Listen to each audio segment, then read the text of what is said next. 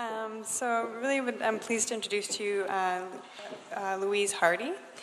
And Louise is a clinical therapist at the Kwanlin First Nation Health Centre and works in private practice as an art therapist. Her work includes individuals from the ages of 9 to 94, and in this context, she's been able to track the intergenerational effects of trauma and resilience. Louise also uses her own art practice to include community in both. Sorry, I can't read my own writing. Uses her own art practice to include community in celebration. So I'd like you to join me, please, in welcoming Louise to our conference this morning. Thank you.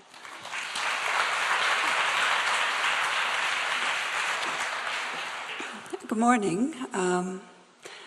I brought my friends because I don't like to be alone, and they are also a tribute to the missing and murdered inquiry. They were made by a First Nations woman, and they are symbolic of transcendence from enormous trauma, childhood abuse that ended up in this person being mute. And she is now an academic, an artist, an advocate, and one of the most beautiful doll makers I know. So they're here to keep us company. And these booties are a representative of love. They were knit by a woman who's 93, my mother-in-law, and she learned the pattern from her mother and her mother before her, and every child and great-grandchild and great niece or nephew receives a pair of these booties. So she's the only one living of her 9 sisters, and she is still knitting these. And they represent a love to me because it's a generational transmission of the act of love to care for as opposed to caring about. A lot of times we can care about, but the healing of trauma is knowing how to care for. When I was asked to do this presentation on the trauma-informed care, my focus was on the multi-generational transmission of it. And I just last night realized it was asked for, evidence-based. So my work and research and practice is based on the research of Bessel van der Kolk, of Nijin House, of Kathy Steele. Yael Daniele was a Holocaust, child of Holocaust survivors, and she began research into the generational transmission of trauma, how it actually happens. So her work covers from cellular transmission to cultural to governance transmission, how we actually transmit trauma through the generations. So that's part of it. Pat Ogden, his major research is in somatic psychology and how we address trauma through the body. Louis Malmadrona is a Lakota psychiatrist who was here about a year and a half ago, and his work around story and how we use story to heal as well as medicine. Tara Brack on mindfulness, and Stephen Porges on the polyvagal theories around healing from trauma and how we use our senses to make our way in the world before we have language. So what actually happens in our first 5 years, what is going on and how, and what causes the reenactments of trauma. So I'm here as a representative for the Kwanlin Health Centre, and I work in their counseling team. So my need to know about trauma and to be informed with trauma does go from the cellular level to the cultural. And so the Murdered and Missing Women's hearings, which I was at yesterday, are telling the stories of how that trauma got transmitted over and over from parent to child and then back from child to grandparent. I want to tell a short love story, and I have a few of them I'll try to get in as I talk. what love really looks like. Because when I work with traumatized individuals, a lot of them don't know what love sounds like, what it looks like, what it feels like. And there was this moment in my work, probably about maybe 15 or 20 years ago, and I met an elder couple. So they'd be in their late 70s, and she was becoming very disabled and was in a wheelchair. And they loved camping. They loved it so much. That was their holiday. And they were very earthy people, and they liked to get out to the different campgrounds, but mostly Kusawa. And so her husband was very capable and very dedicated, and he showed me what he did so they could still go camping. He got a van, and he got those great big metal, like the metal stairs on Black Street. He got a bunch of those, and he put a fireman's pole in the middle of the van.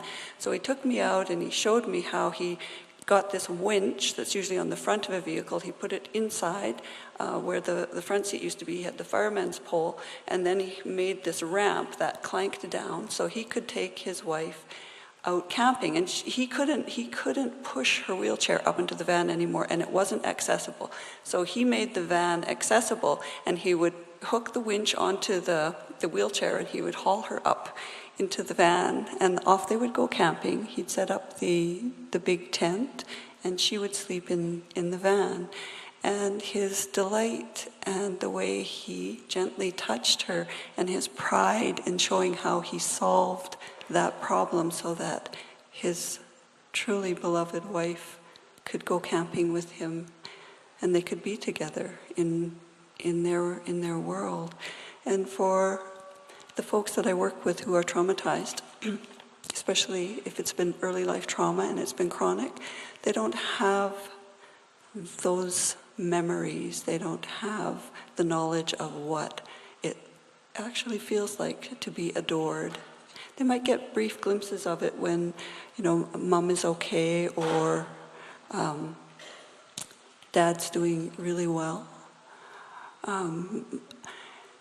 But they just don't know what that feels like, and that it is our work of allowing them to feel love that actually brings about the healing in trauma. So I have slides. I don't know if it's just gonna, okay. And I don't know if I'm gonna get through all these because there's a lot of them, but we'll get as far as we get. Which button do I push?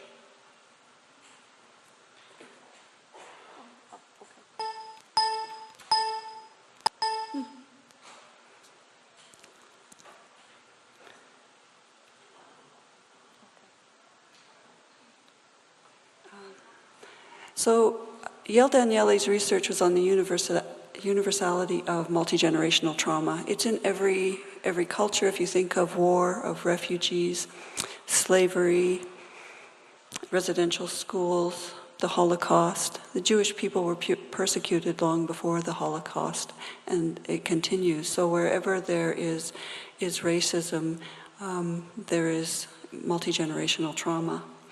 And trauma is atrocious, and it is when our physical and mental and emotional capacity is overwhelmed, and depending on the stage of development we're at, the outcomes are proportionally tragic when it's not addressed. Dislocation from family. If attachment and belonging is our major drive in life, we need to be attached. When that is ruptured, that by itself is traumatic. And then if you add on physical assaults based on racism, denying language, not allowing cultural celebrations, such as, imagine if we weren't allowed to celebrate our children's birth, or marriages, or baptisms, funerals. We have no sense of place, no sense of belonging. And intense medical treatments, whether they're life-saving or not, can be quite traumatic, and diseases that are genetic can cause a lot of trauma in family. One example, this wasn't someone who was addicted, but had repeated bouts of terror, fear of paralysis, and one arm would become paralyzed. And at one point, she came for art therapy, and it was by the symbols and images that were still held in her. She could draw what she saw through the crib rails, and that she had had surgery in her first year, and her arm was broken 2 or 3 times, and then she was tied in a crib, and Mum was sick. The tying to hold her still was to protect the arm, but as any infant, we don't know that. So her reenactment at different periods in her life was to become in that frozen position. And as the images came out, as she was able to actually create the images, she could then put words to the somaticization of her trauma. So trauma often doesn't have words because we can't locate it anywhere. Our mind works and functions differently when we're traumatized. So just putting the pieces together is the work of being trauma-informed and not pushing. Let me see. So the physical, the emotional, and the mental part of trauma is the unformulated experience. And being very careful around that is what allows healing, because there is a sense of our body, in somatic psychology, our body wants to complete an action. It wants to create meaning and symbols for what has happened to us. You can't push people. If they're pushed, then they start to dysregulate, get unstable, and will use or act out in ways that are going to ease that absolutely, utterly terrorizing sense of being in the world, and will do anything at all to ease that kind of stress and pain. And it has this enormous long-term effect on the nervous system. It doesn't just go away. The other reason I wanted to bring the dolls here is that it does go away, but with care. And so I look at it again on the continuum of from cellular to cultural, what happens to our emotions, our mind, our body. And a lot of the newer research around epigenetics is that there is a coating, a sticky coating that gets around our cells, and it can be resolved through generations. So what happens to a child or anybody at any point in time, it actually does affect us at a deep cellular level, and it can be resolved through kindness, through tone of voice, through touch, through how we look at each other. And what's that? So in the realm of epigenetics, so I will often accept any invitation to ceremonial healing and the medicine that's included. And I did some with the Shipibo people in Peru, and their way of talking about the transmission of trauma through cells is they would say there's sticky stuff. There's sticky stuff on it. And I didn't speak their language, so this was through translation.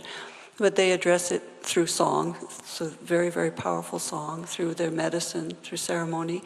And what they do was quite wonderful.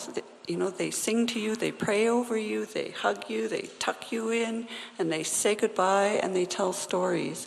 And that, in a ritualized way, was incredibly informative to the work that I do around trauma and the experience of being so deeply, deeply cared for. And that, I think it's really helpful when we're open to cultural practice. In the last 2 weeks with the new chief and counsel for Kwanlin, one of the counselors, the elder, said he wants more traditional practice for healing, more ceremony, and more of that very warm, familial and clan attention to those who are suffering.